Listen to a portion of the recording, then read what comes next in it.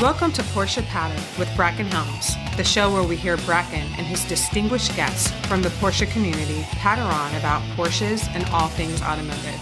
Porsche Patter is sponsored by Circuit 64. Circuit 64 creates authentic automotive apparel made for like-minded automotive enthusiasts. The links for Circuit 64 are in the show notes. Okay, let's get to it. Larry Moulton Part 4. Okay, in this one we mostly go over his racing career. I also wanted to clarify at one point he says Clifford a few times. What he's referring to is Steve Clifford. It's Steve Clifford Volkswagen Porsche. It was a dealership in Provo, Utah. It's not there anymore. He works at Dave Strong's Porsche up in Salt Lake City. So when he's talking about racing for Clifford, it was a different dealership about 40 miles south. Anyway, here's part 4 of Larry Moulton. Do you have a favorite auto publication? I always liked, what was that one? It was a Porsche magazine. What was it? There's Excellence. Yeah, I liked Excellence. 911 World or 911 Porsche World. There's GT Porsche. I think Excellence is the one I read the most. Have you ever looked at 000? No. So I've subscribed to that, even though I don't make that much money in the magazine. They're like $70 a piece. Wow. I should have brought one. Pete Stout started, you know who Pete Stout is, right? Mm-hmm. Well, he started at Excellence. Then they went over to Panorama. And then someone just said, design whatever you want. And so it's somewhere between a magazine and a book. And like some of the articles are like 100 pages long. Wow. It's really nice. Most of what I read lately is old hot rod magazines that I had from high school. It sounds kind of weird, but it's I had a lot of that stuff when I was in high school. I just like to look at the 1959 and 60, what they had then and the prices. It's pretty interesting. You buy something for $3.95, they'll ship it to you, things like that. So you have a hot rod now, right? Yeah. What is it? It's a 32 Ford. Okay. 3-window. Is that a deuce coupe? Mm-hmm. Yeah, my friend's dad's building one. It could be done. I mean, It's my best friend, but I don't check in what his dad's doing. It's been 10 years. It's really a pretty car. It's got a Corvette motor and a bunch of stuff. It's downstairs. Before you leave, I'll show it to you. Okay. When was your first ride in a Porsche?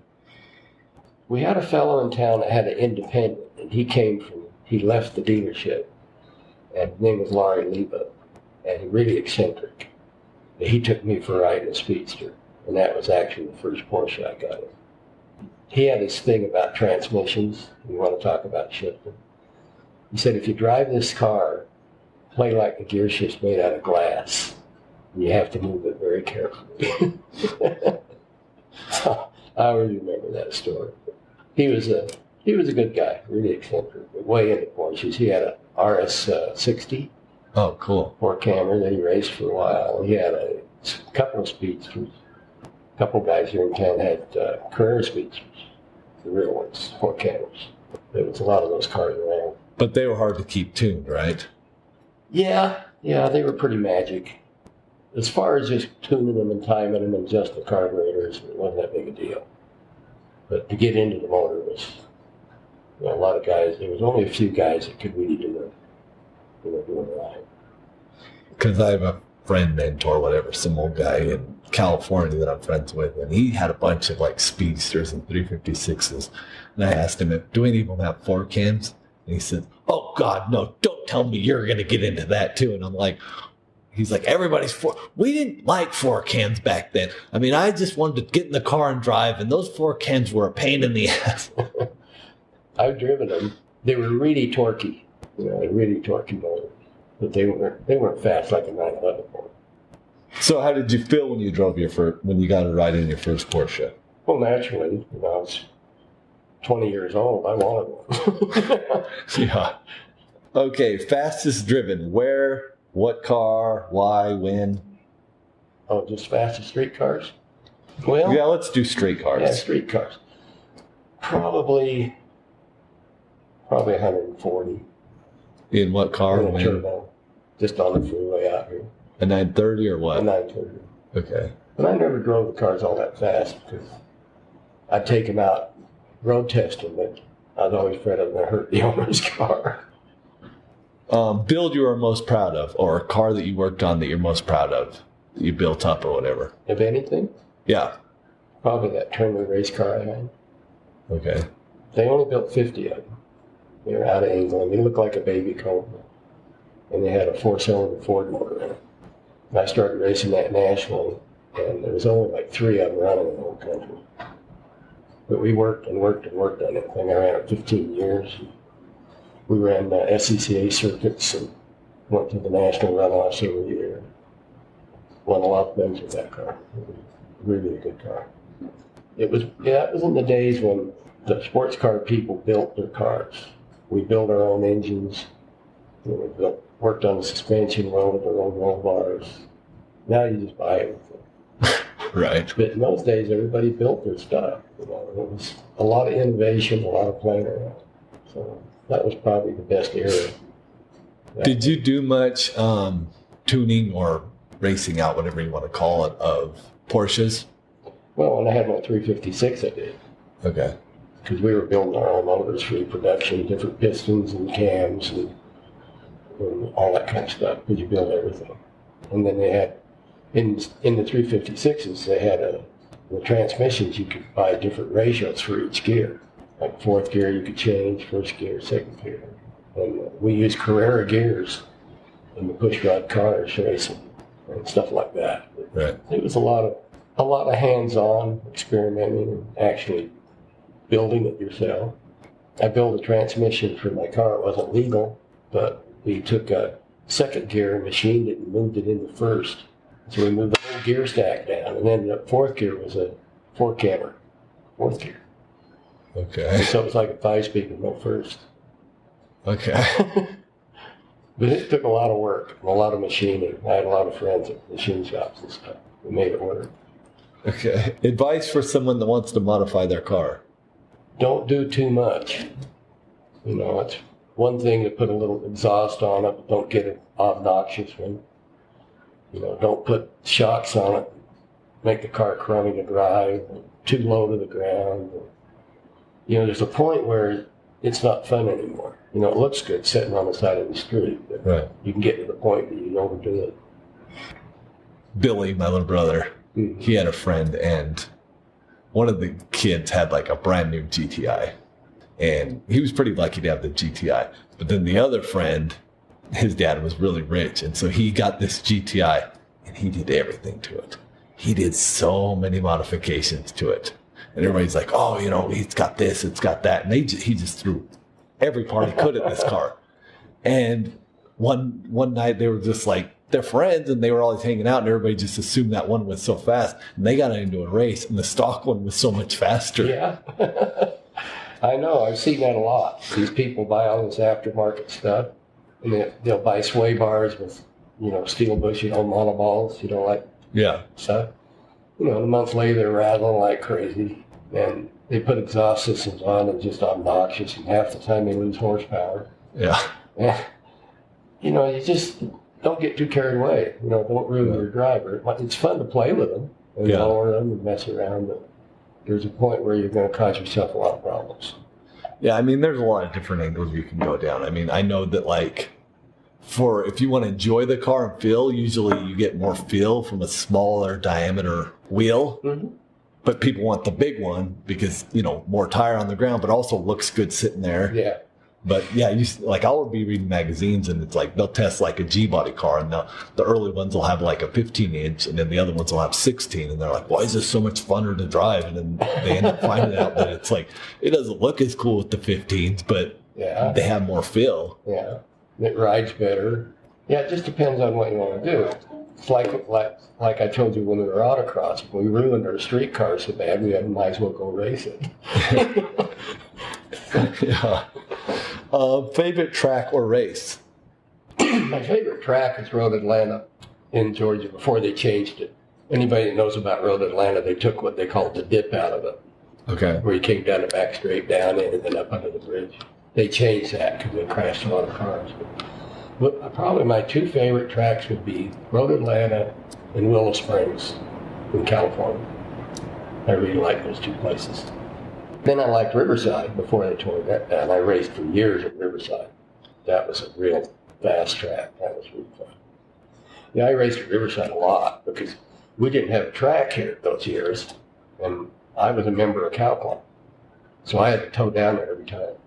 Oh, really? We raced Phoenix, Riverside, Willow Springs, Sears Point, Portland, went to Lagoon a couple times. Then we'd go out in the Midwest. You won Run Atlanta, right? Yeah. But I don't really know what else kind of racing you did. 3 times.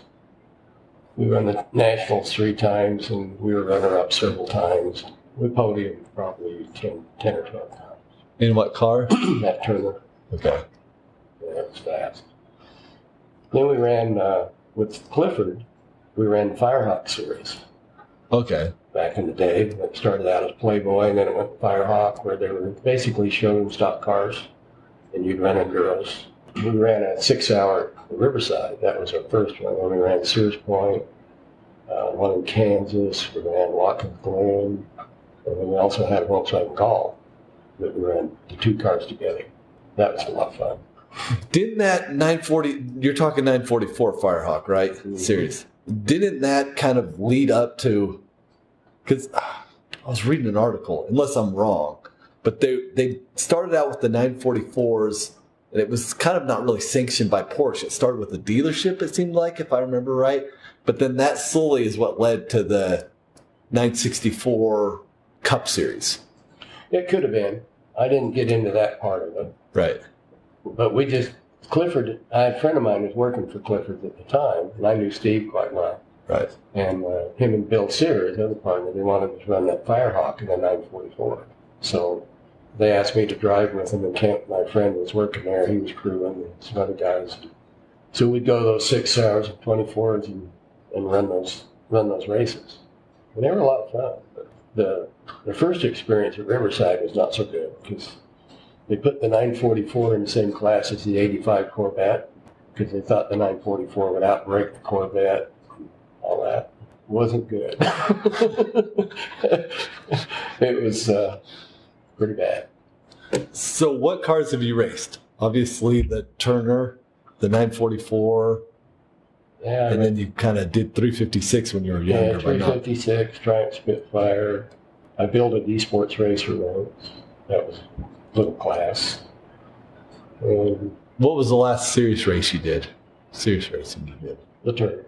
Okay. Yeah, I quit racing that in, I think, 96 or 7. We got into go-karts. Favorite driving route? All around here? Yeah. Oh, probably the Mirror Lake Highway. I don't know if you've been there. I don't think so. Yeah, you go up to Camas, Okay, I know where Camas and is. then you go out of Camas up over the top of the Uintas, and it comes out in Evanston. It's really a fun drive. It's really nice, fun with a Porsche. I've talked to my dad about it, about bringing my car up here Mm-hmm. because Billy's got his cars, my dad's got his, and for us to just go like maybe a couple days and just drive. Oh, yeah. There's a myriad of drives that are really cool. I mean, there's just as quickies. There's the Mount Nebo loop down here, where you go over Mount Nebo and the lakes and the canyons. I mean, it's all over. Yeah, I've talked to I don't know if it'll ever happen. I think even ZA was like, "Oh, I'll come with you guys." Well, Corey, the service manager at Strong's, he's got a GT3, and he's got a whole group of guys with all kinds of cars. You know, Porsches, Lamborghinis, or whatever, and they go on these rides all the time. I don't know if you've seen that one, those 2 people got killed in that Carrera a couple of weeks ago.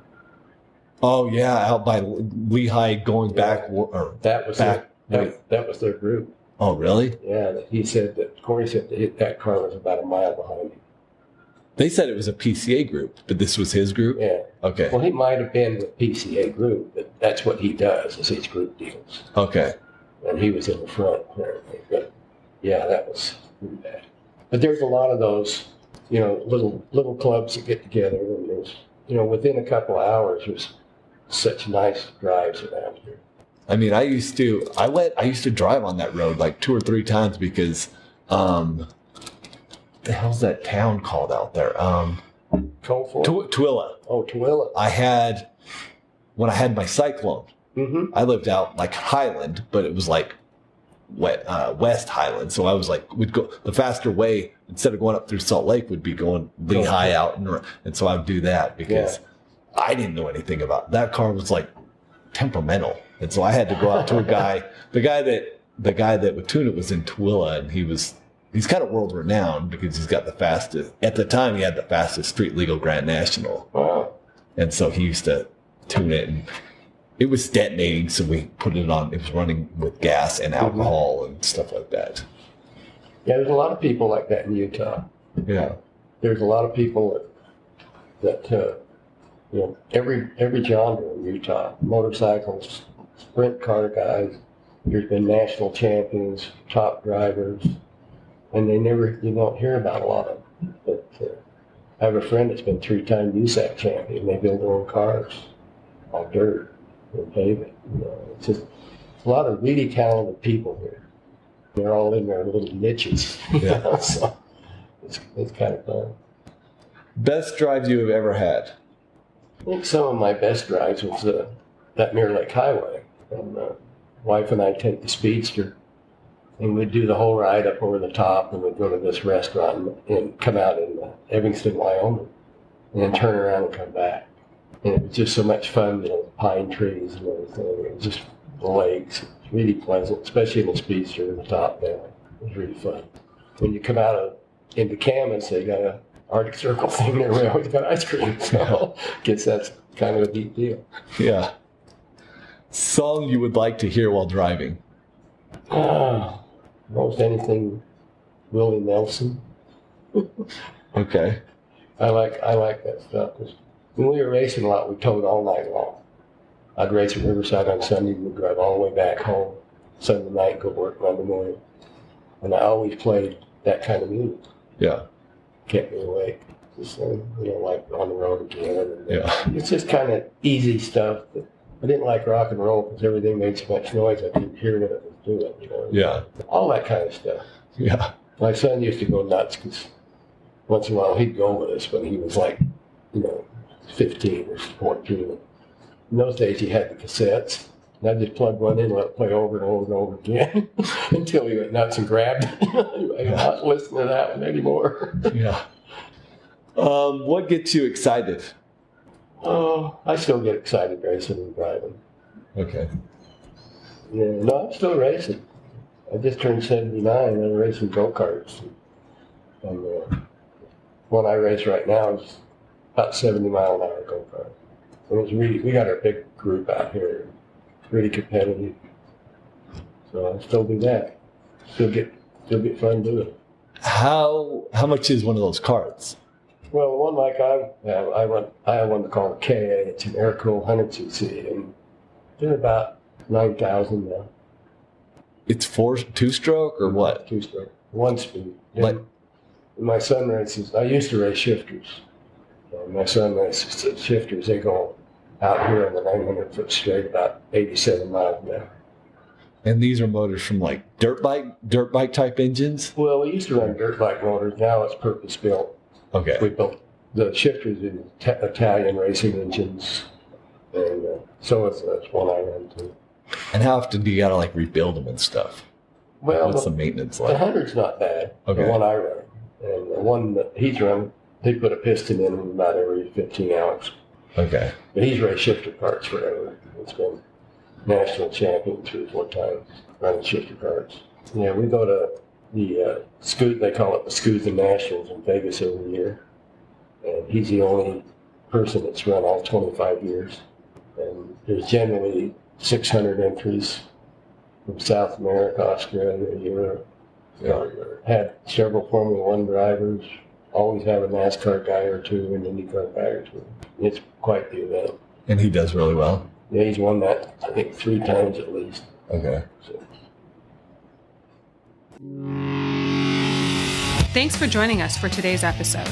If you enjoyed the show, please subscribe, comment, like, and share with your friends. Feel free to send questions or suggestions to the email in the description of the show. Special thanks to our sponsor, Circuit 64.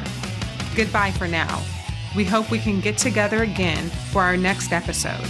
Now get out there and enjoy the cars and the people.